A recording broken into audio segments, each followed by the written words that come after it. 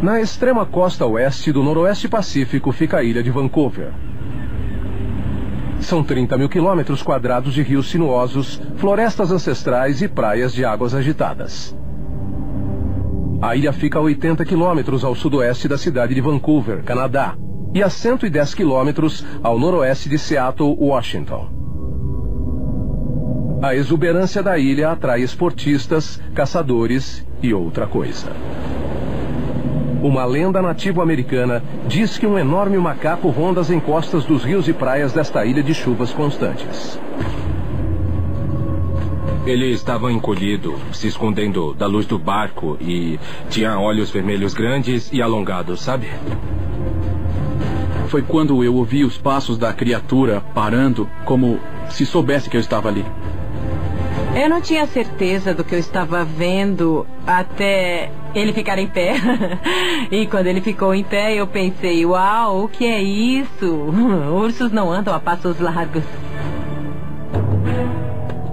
Testemunhas relatam terem visto uma criatura semelhante a um macaco andando em duas pernas, medindo de 1,80 m a 2,50 m e com um peso estimado de 300 quilos. A fera peluda e musculosa é incrivelmente ágil e caminha com passos firmes e largos. A criatura é geralmente vista nas praias e encostas dos rios desta ilha rica em corpos aquáticos. As lendas nativas contam histórias desses incríveis monstros há muitos séculos. Ele tem vários nomes: Bokus, Sunugal, Mowglis e Sasquatch. Uma fera que todos temem e respeitam. Mitos e lendas são os meios pelos quais a história passa de geração para geração. O Dr. John Bindermagel, biólogo da vida selvagem, está na trilha da criatura há mais de 30 anos. Muitos mitos e lendas são contados oralmente de propósito e as pessoas dizem, Tsunaguá é como o bicho-papão. Os pais dizem aos filhos, não entrem na mata, senão a Tsunaguá vai pegar vocês. Pode até ser parcialmente verdade, pois o fato de ser usada para tal propósito não invalida a existência. Estou convencido de que a Tsunaguá, a mulher louca da floresta, é na verdade um Sasquatch fêmea e o Bokus é o macho.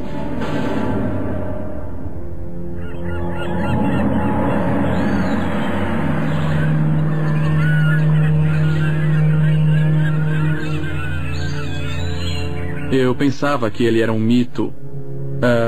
Eu não acreditava nem um pouquinho nisso. Naquela noite eu passei a acreditar.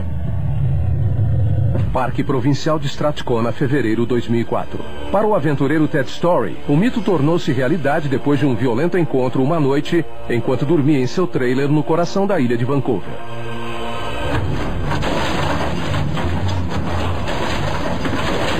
Bom, e de repente, o trailer começou a balançar com força e mexeu mais ou menos uns 30 graus, e não é exagero nenhum dizer que as rodas saíram do chão. Assustado, Ted percebeu que alguma coisa grande estava chacoalhando o trailer e ficou parado em frente à janela. Eu pude ver o espectro dessa criatura e ela estava em pé, em duas pernas, e tinha 2 membros superiores e era extremamente peludo, um pelo grosso. Ted deu um pulo da cama e correu para fora sem pestanejar. O cheiro que ficou no ar foi muito fedido mesmo. Parecido com peixe podre, mas era mascarado e muito, muito acentuado.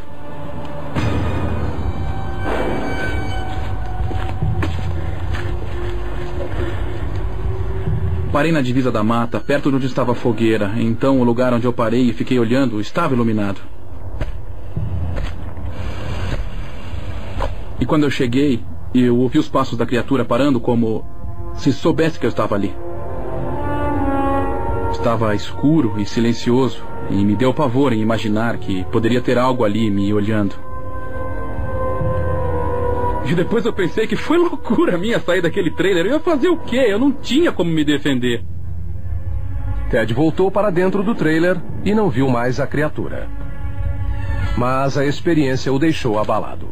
Eu nunca mais vou acampar lá, nem mesmo se eu estiver de trailer. E nunca mais vou dormir no Parque Strathcona enquanto eu viver.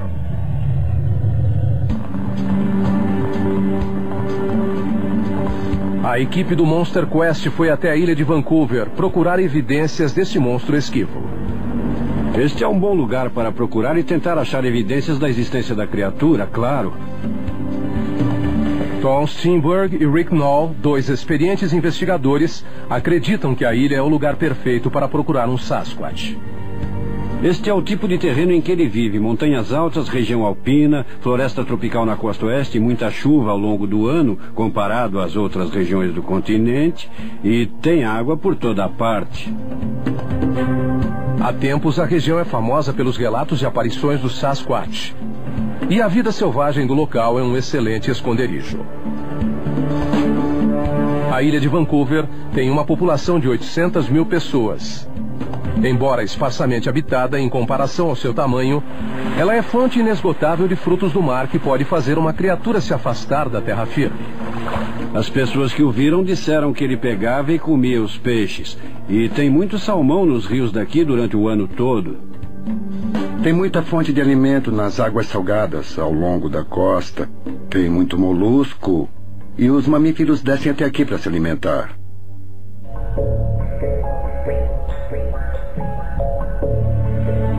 Então, vamos precisar de um barco. Devido a uma série de relatos de aparições na costa oeste, próximo à cidade de Tofino, a área foi escolhida como principal ponto de busca. Tivemos relatos perto e dentro de Tofino, não tivemos? Sim, foi em 2002, bem na divisa de Tofino. Knoll e Steinberg se aconselham com Adrian Dorst, pesquisador que coletou detalhes dos locais das aparições. Se você fosse escolher, qual seria o melhor lugar para ver uma dessas criaturas? Na Ilha Mires, houve mais relatos que em outros lugares. Então acho que seria o local. Então vamos precisar de um barco. Seria o melhor local. Vamos precisar de um barco. É.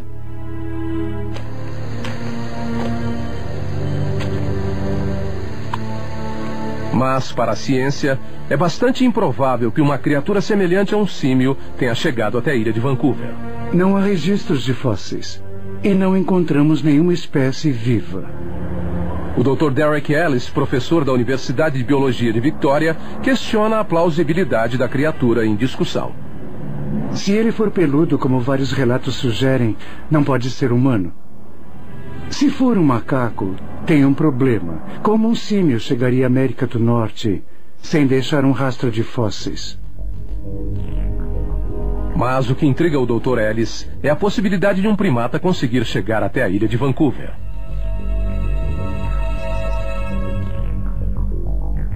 O único jeito de chegar à ilha é por meio da água. No seu ponto mais estreito, os canais de água salgada que separam a ilha das terras canadenses têm quase 1 quilômetro de extensão. O Dr. Ellis explica que outros animais chegaram ao local usando o mesmo método. Temos um vídeo de 2 filhotes de urso atravessando o rio a nado. Este é um bom exemplo de que os mamíferos conseguem atravessar grandes riachos, rios e até mesmo lagos, ou chegar à ilha de Vancouver saindo da terra firme. Em 2008, aparições confirmadas por biólogos locais provaram que outro animal de grande porte fez a mesma jornada perigosa. Alguns ursos pardos foram vistos na ilha, então vemos que mamíferos como estes conseguem atravessar trechos extensos de água.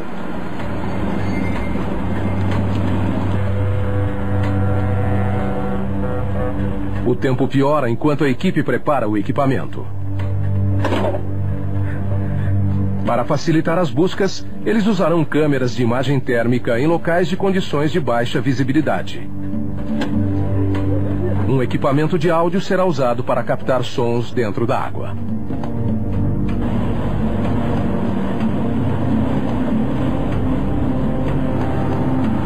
A equipe segue para um ponto isolado da costa oeste, o lugar perfeito para encontrar uma criatura potencialmente perigosa. Todo ano há casos de pessoas que desaparecem nesta área, sem deixar rastro. E acho que se encontrar uma criatura hostil, a tendência é você desaparecer.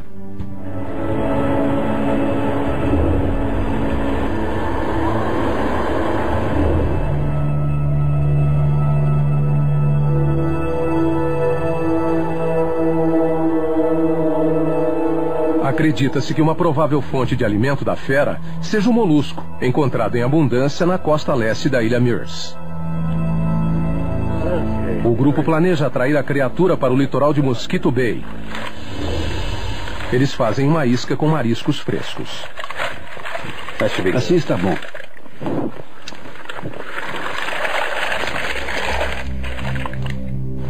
Eles logo encontram sinais de que outro animal de grande porte circula pela ilha. Urso, não é? É, pelo jeito é. São fezes de urso. E tem bastante. Tem mais um pouco ali, perto da área onde algum bicho comeu os mariscos. Se tiver algum mamífero de grande porte na área, ele vai comer. Pode ser tanto um Sasquatch quanto um urso. Também são mamíferos grandes. A dupla instala câmeras sensíveis que vão monitorar a isca. Entre elas, um modelo camuflado no terreno rochoso. Só deixamos de fora o sensor, a lente e o flash. Um spray fluorescente visível apenas com luz ultravioleta indicará se houve alguma movimentação ao redor da câmera. Vou espirrar um reagente no local só para o caso de alguma coisa curiosa passar pela câmera. Caso a criatura apanhe um marisco, há uma chance de o reagente captar outra pista de sua identidade. Se ele pegar a comida, vai deixar uma impressão digital. Seria bom demais. Eles montam uma segunda metros da praia.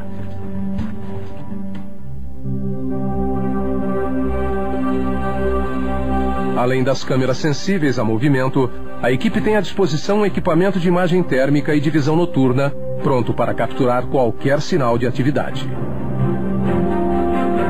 Temos a visão de uma longa faixa de praia e da área das margens do rio.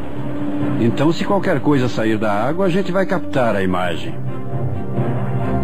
Estou vendo alguma coisa. Viu aquele brilho?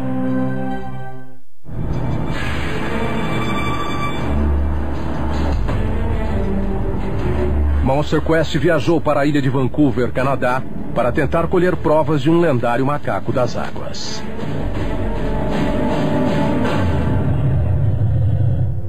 Planalto Proibido, março de 1901. Há mais de um século, quando começaram a explorar a imensidão desta ilha remota, os ocidentais se viram frente a frente com seu habitante mais temido. Os jornais da época publicaram reportagens sobre Sasquatches na ilha de Vancouver, e isso foi mais ou menos em 1900. Mike King, um negociante de madeira famoso por sua coragem, estava explorando uma área conhecida como Planalto Proibido, que fica na região central da ilha. Seus dois guias nativos se recusaram a seguir adiante, alegando que aquele era o território do chamado Homem Macaco. Destemido, King seguiu sozinho. No dia seguinte, enquanto se aproximava de um córrego, ele encontrou a fera. A criatura coberta de pelos lavava um alimento na água. King chegou mais perto, fazendo mira com o rifle. Mas antes que pudesse apertar o gatilho, a enorme criatura pôs-se em pé e soltou um urro assustador. Depois, desapareceu na mata fechada.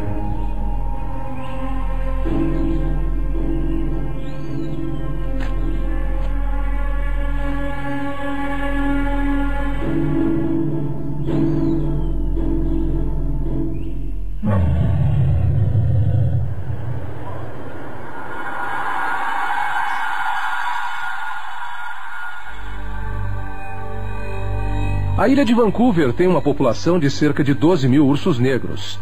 Mas o biólogo e doutor John Burden-Nigel tem certeza de que os relatos de aparições não são erros de identificação.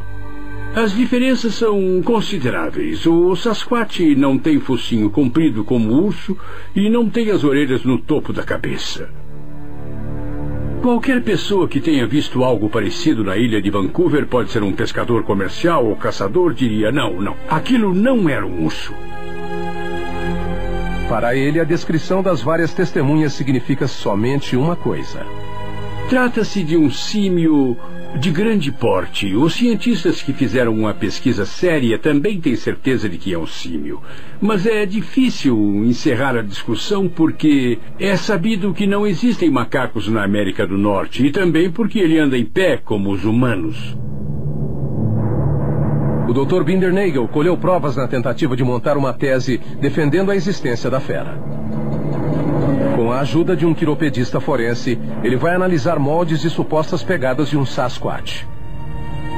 Sua crescente coleção de mais de 80 relatos oculares será a base do catálogo de provas da equipe científica. Os primeiros relatos que eu tenho são do extremo sul da ilha de Vancouver. O Dr. Bindernagel conta com a experiência de 2 peritos cartográficos da Universidade da ilha de Vancouver. É o Lago Battleship, esse é o Lago Mackenzie e, deixe-me ver, norte. Eles começam com a montagem de um mapa digital de alta resolução dos locais de aparição da fera. E é uma área bastante extensa. O mapa começa a ganhar forma. E as áreas em lilás revelam uma alta concentração de aparições. O interessante é que parece ter mais relatos. Bom, tem mais relatos na região sul, mas para validar uma aparição de Sasquatch é preciso que um humano veja um Sasquatch e depois disso o humano precisa fazer o relato. Uma série de coisas tem que acontecer. E a maior incidência é nas áreas mais habitadas. Excluindo-se as áreas mais populosas da ilha, os dados revelam que a criatura foi vista em regiões mais isoladas. Na verdade, são mais frequentes na costa oeste, que é menos populosa, e no extremo norte, que é menos populoso.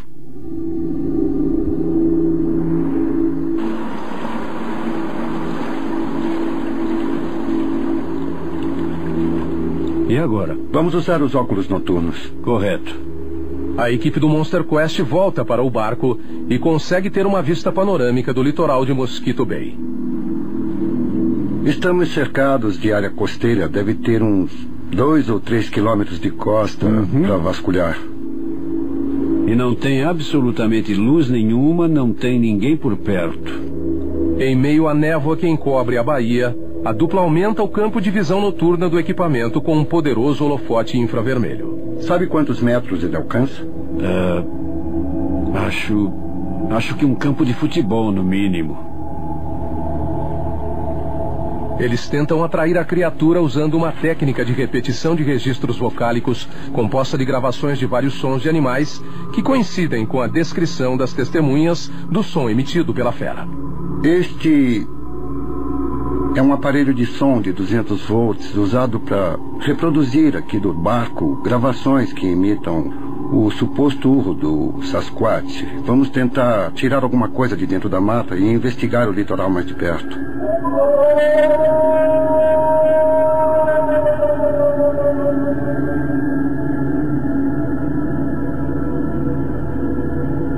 Esta é uma prática comum na comunidade científica. A intenção é provocar uma resposta e fazer os animais se aproximarem para que possam ser estudados.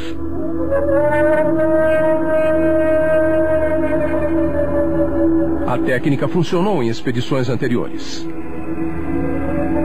Quanto às respostas, eu já obtive êxito com a técnica. Então, seja lá o que tenha respondido, parecia estar chegando cada vez mais perto do acampamento. Então, acho que funcionou.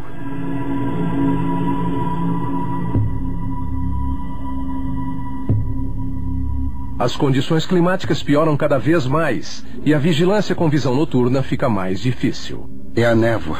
É, sim. Não dá para ver nada. Tem umas partículas que parecem neve. É. Parece que estou olhando no meio da neve. Mas o primeiro sinal de vida é ouvido e não visto. Ouvi um som parecido com uma pancada.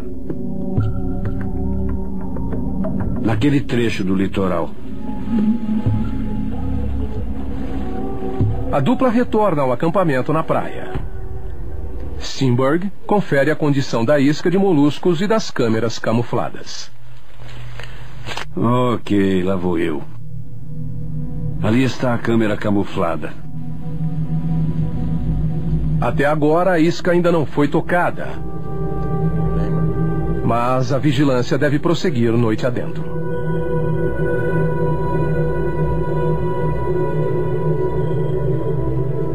Acho melhor verificar o horizonte a cada meia hora para tentar ver alguma fonte de calor em movimento. A câmera de imagem térmica atravessa a névoa e a chuva, e qualquer corpo quente é mostrado em vermelho e amarelo.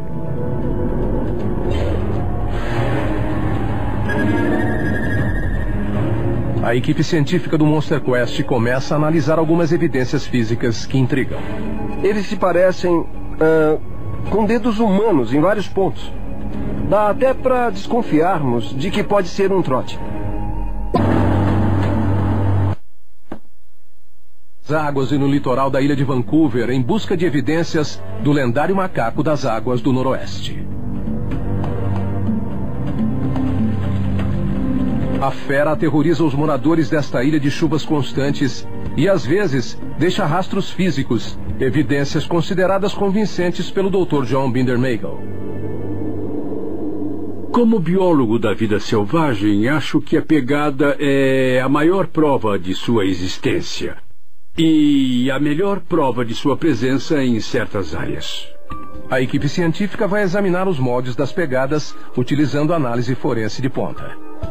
A quiropedia forense envolve analisar pegadas de pés e calçados ligados a algum crime cometido. As pegadas revelam mais que as digitais.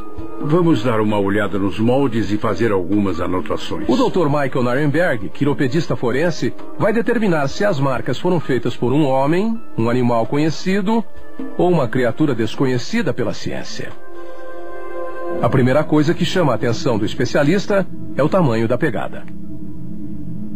Esta aqui mede quase 38 centímetros. Comparando com uma pegada humana, vemos algumas semelhanças, mas o tamanho de uma e de outra é bastante diferente. As pegadas gigantes parecem ser de um homem, mas provavelmente não são.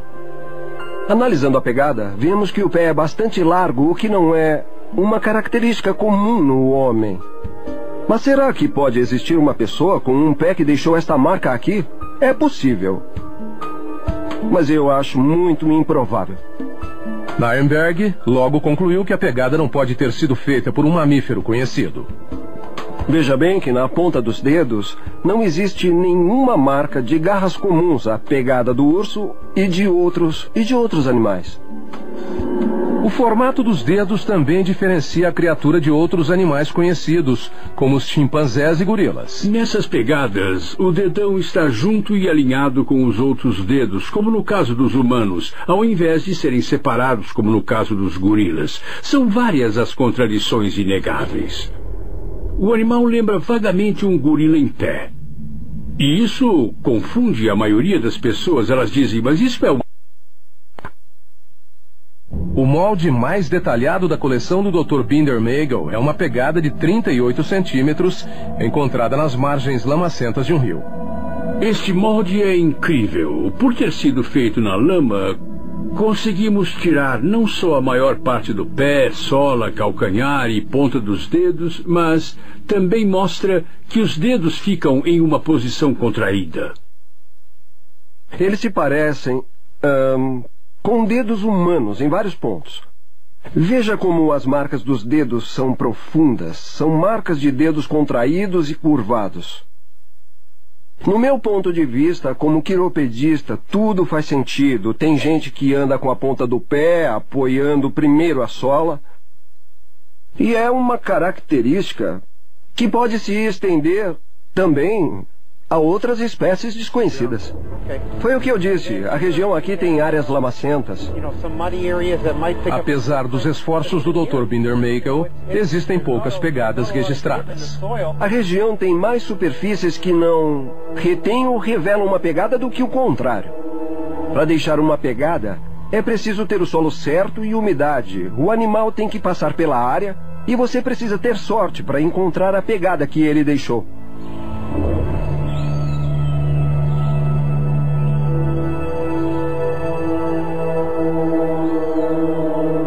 Ele era enorme, enorme. Do tamanho de um urso, com certeza. Mas não era um urso, pois tinha traços humanos. Morin Creek, março de 2007. Rob Wilson Story dirigia sentido oeste na estrada que cruza a ilha. Em um lugar chamado Morin Creek, passei pela ponte e vi no meio das árvores o que pensei ser um urso. Depois de uma curva, diminuí a velocidade e fiquei olhando.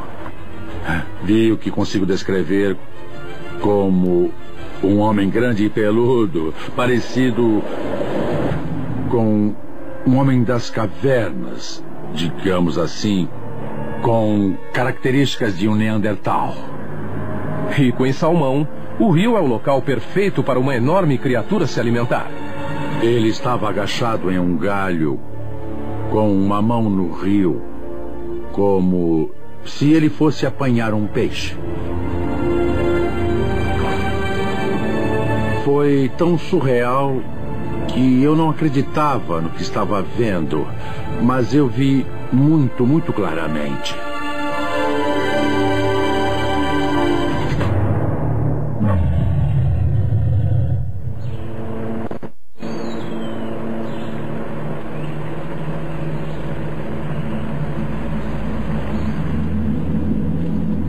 Steinberg e Knoll foram à costa oeste conhecer Rob Wilson Story. Ele estava agachado em um galho? É por isso que tenho certeza que não podia ser um urso. A dupla quer explorar o rio onde ele viu a criatura. Você consegue nos mostrar o ponto exato? Sim. Ali, naquela árvore. Ah, aquela lá, do outro lado? Ali na margem. A árvore fica às margens do grande rio Kennedy. O local remoto seria o lugar ideal para uma criatura que quer se esconder do mundo. É uma tarefa complicada chegar naquela parte do rio onde a criatura foi vista.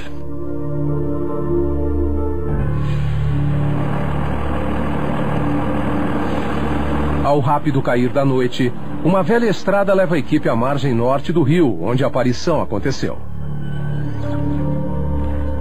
Para chegar ao local, é preciso caminhar alguns quilômetros a pé. Steinberg tenta passar por um barranco íngreme coberto de galhos. Tem muito galho caído. Na verdade, é um emaranhado de galhos. É quase impossível passar por este terreno. Deve ter uma trilha até a área. O grupo tem esperança de encontrar evidências sólidas no local. A história e a testemunha são perfeitamente plausíveis. Eu acredito que ele tenha visto algo.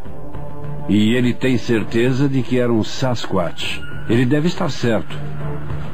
Sabendo que a criatura pode estar circulando pela área, eles vasculham a mata adjacente com a ajuda de uma câmera térmica. Não estou vendo nenhum ponto de calor, apenas áreas geladas. Árvores, mato. Queria que aparecesse alguma coisa.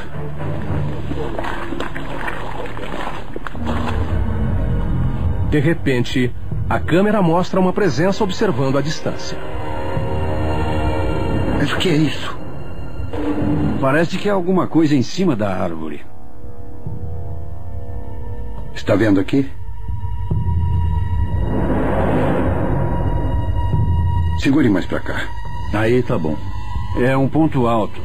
Tem alguma coisa ali em cima. Ande um pouco pra direita pra eu te ver. Ok. Está acima da sua cabeça. Agora está mais longe da sua cabeça. Alguma coisa deixou sua marca de calor no tronco de uma árvore. E seja lá o que passou por ali, ainda deve estar por perto. Está bem ali. Mas o que é isso? Monster Quest está nas florestas e praias da ilha de Vancouver em busca de evidências do misterioso macaco das águas.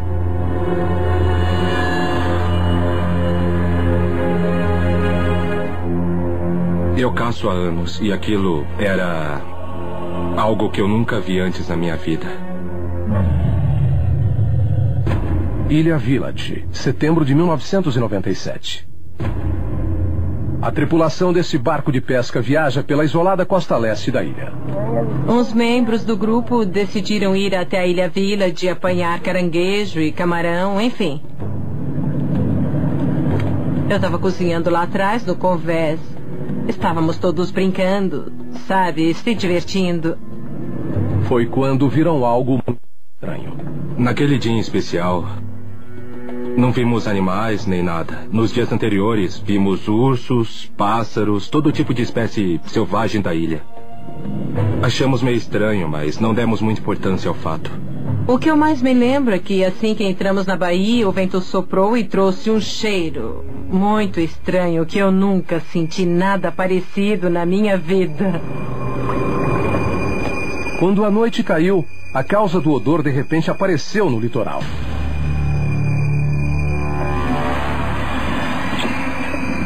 Tom e eu subimos até o convés superior do barco.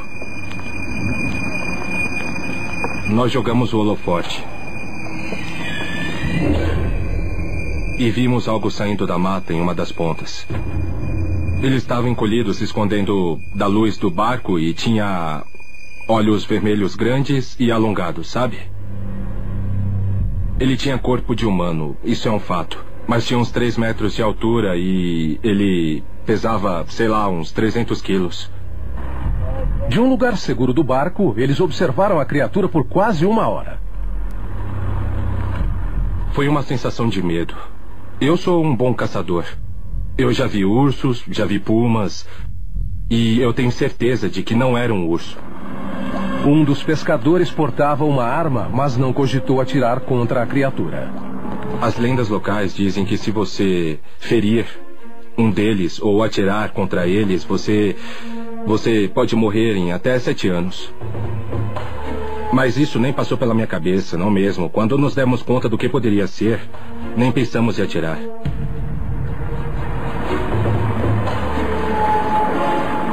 A noite estava muito escura, apesar de ter lua, então ele deu a volta na baía e aí calmamente se agachou e apanhou os mariscos. Dava até para ouvi-lo quebrando e abrindo as conchas para comer.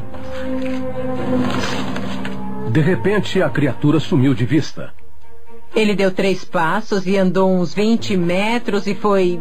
Bam, bam, sumiu na mata. Pensei, uau, ninguém anda rápido assim.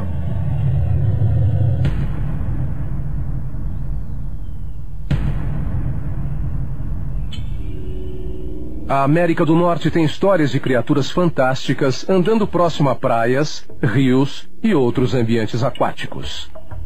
O Dr. Bindermagel notou um aumento dos relatos em áreas com alto índice de pancadas de chuva. Ele parece bem adaptado, forte e capaz de suportar o frio e as condições de umidade. Na ilha de Vancouver chove em média 100 centímetros de água por ano. A região não fica tão ao norte a ponto de ter neve ou chover granizo. Mas também não fica tão ao sul a ponto de ter pouca chuva e tempo seco. A localização é ótima, chega muito próxima do ideal. A equipe científica do Monster Quest procura uma relação entre as aparições e os cursos aquáticos da ilha. É possível ver os rios, córregos e lagos da ilha de Vancouver? Está na mão? Posicionando os cursos d'água sobre o mapa da ilha, o habitat preferido da fera se revela. Acho que existe uma forte associação entre Sasquatch e água, seja nas praias, lagos ou rios. A criatura parece ser atraída por rios e praias. Mas existe um problema na teoria do macaco das águas. O conhecimento comum, baseado num estudo de 1929, escrito por 2 respeitados cientistas, diz que símios e macacos não sabem nadar. O Dr. Derek Ellis coletou evidências que provam que o conhecimento comum está errado. Esta foto é ótima. O orangotango foi resgatar um coco que caiu na água. Na outra foto, ele está nadando. Realmente, não há dúvida de que os primatas são capazes de aprender a nadar se eles quiserem. Aqui vemos um macaco pulando na água. E ele não caiu nela, mas pulou. E dá para ver que ele pulou para apanhar a comida que estava embaixo da água. Então, estes são bons exemplos de que não há problema nenhum para um primata viver dentro ou então em lugares próximos à água. Da mesma forma que o orangotango nada, a criatura da ilha de Vancouver também foi vista na água. Se o Sasquatch existir, não me surpreende nem um pouco ouvir que há registros de Sasquatches perto da praia, nadando em rios e apanhando comida na água. Seria uma coisa normal.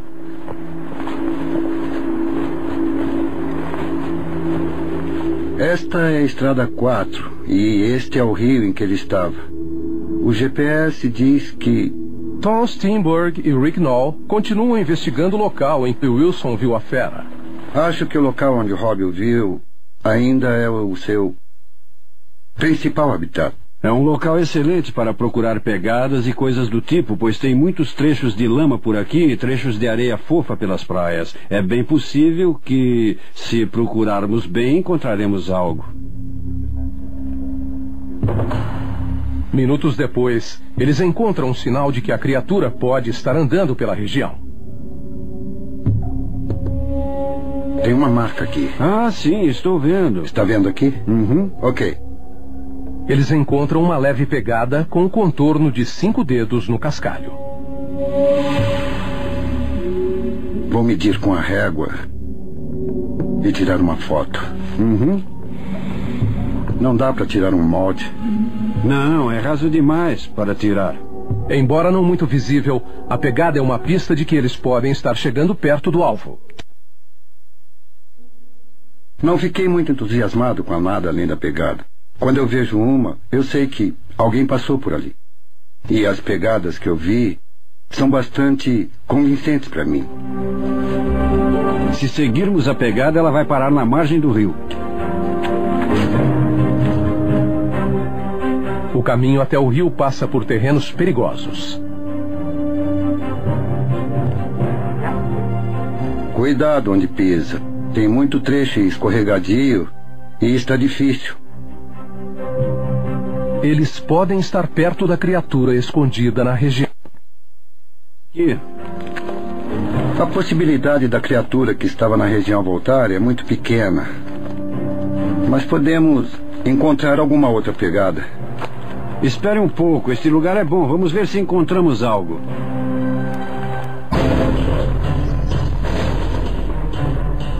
Monster Quest investiga os relatos de aparição de uma lenda, o macaco das águas da ilha de Vancouver. Este homem viu uma criatura grande e peluda agachada em um galho na margem de um rio rico em salmão. Os tripulantes desse barco viram um primata caminhando em 2 pernas pela praia antes de se alimentar de mariscos. Enquanto acampava em um rio, o trailer deste homem foi atacado com violência. E este perito acredita que a resposta para o mistério esteja nas pegadas da fera. Depois de olhar os moldes das pegadas, ver o tamanho e a largura dos pés, eu achei incrível uma coisa desse tipo com um número tão grande de detalhes. A forma circular dos dedos e a base dos dedos são perfeitamente visíveis. Eu acho que é muito improvável, pelo que eu vi, que essas pegadas sejam forjadas ou falsas. Nirenberg classifica os moldes na categoria origem desconhecida. Não acho que seja uma pegada de urso. Também não acho que seja de um homem. É outra coisa. Trata-se de uma forte evidência física de alguma coisa. Do que, eu não sei. Mas existe alguma coisa aí.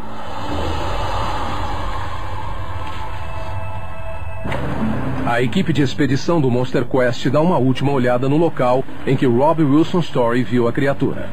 Este é o lugar perfeito para saber se ele passou por aqui.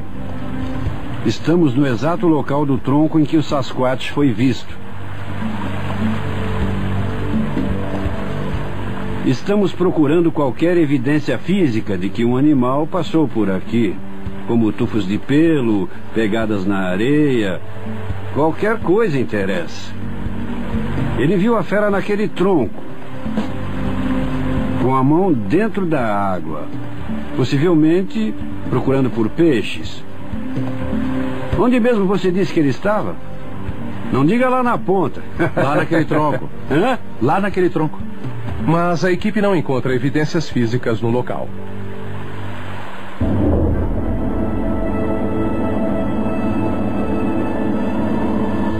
Em seguida, as câmeras são recolhidas de Mosquito Bay. Que é isso? Viu? Parece que tem uma coisa escura aqui. A dupla não consegue traçar uma forma sem fazer uma análise laboratorial. Parece que tem uma coisa... Que é isso? Viu?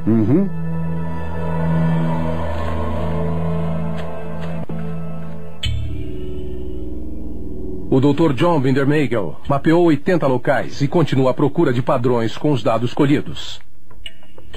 Ao sul do rio Campbell, por exemplo, onde tem muito Sasquatch, mas relativamente pouca população. Entendi. Existem áreas definidas ao redor da ilha onde a probabilidade de alguém ver um Sasquatch é maior. Isso nos dá uma ferramenta de senso de direção. O Dr. Bindermeigel acha que a criatura merece ser pesquisada a fundo. Estou tentando chamar a atenção de meus colegas pesquisadores para as evidências. Cientificamente, ainda é um tabu. E creio que parte da minha responsabilidade acadêmica é ajudar a mudar isso. Eu acho que os pesquisadores vão reagir com ceticismo. E também acho normal. Quer dizer, a gente sabe de muita coisa sobre o nosso mundo. Mas se alguém perceber que ainda não entendemos tudo, neste caso, acho que a ideia precisa ser aberta para algum tipo de análise científica e para abrir caminho a novas investigações. Embora cético quanto à existência da criatura, o Dr. Derek Ellis aceita que há uma possibilidade de que macacos estejam vivendo na ilha de Vancouver. Eu penso em um Sasquatch que vive no litoral e come na praia, principalmente em maré baixa, e ali consegue nadar. Ele afirma que teria 100% de certeza somente diante de uma prova irrefutável. O ideal seria ter algum tipo de amostra, como um cadáver, um esqueleto ou ambos. Isso seria convincente para mim. Espero que alguém encontre. Tá? A equipe do Monster Quest descobriu algumas evidências. Provou que as pegadas da criatura são autênticas e que não pertencem a nenhuma espécie conhecida. Também confirmou que o ambiente rico em água da ilha de Vancouver é o habitat perfeito para a criatura. Identificou áreas de baixa população humana que são alvos de futuras investigações. E colheu valiosos testemunhos de moradores locais que viram a fera. Eu juro pela Bíblia. Eu sou um homem religioso, mas juro pela Bíblia que a ouvi. Eles... não tem ninguém que vai me convencer do contrário. As pessoas dizem, tá, claro, deve ser um urso. E outros dizem, sabe como é que é sua opinião, tudo bem, mas foi isso que eu vi. É tudo que eu sei, foi... Um dia, eu creio que alguém vai conseguir alguma prova em algum ponto do caminho. E eu sei que ele existe.